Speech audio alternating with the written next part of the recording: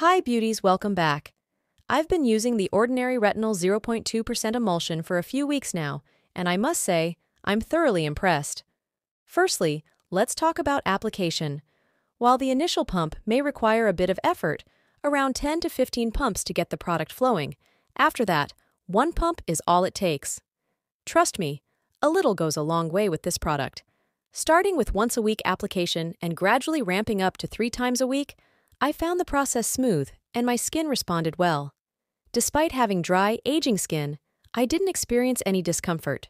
No burning, flakiness, redness, or irritation.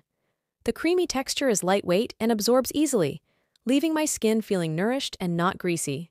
The vibrant yellow color may catch you off guard, but rest assured it's just a characteristic of the formula. As for the results, they speak for themselves.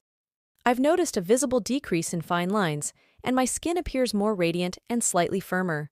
Additionally, the product has helped even out my skin tone and improve overall texture.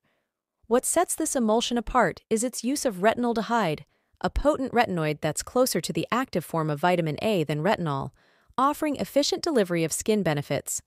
It targets multiple signs of aging, including crow's feet, and helps refine skin texture while boosting luminosity. In terms of usage, I apply a pea-sized amount after my water-based serums and before moisturizing. It's important to start slow and gradually increase frequency, especially if you have sensitive skin. Patch testing is always a good idea, as some individuals may experience a tingling sensation or breakouts.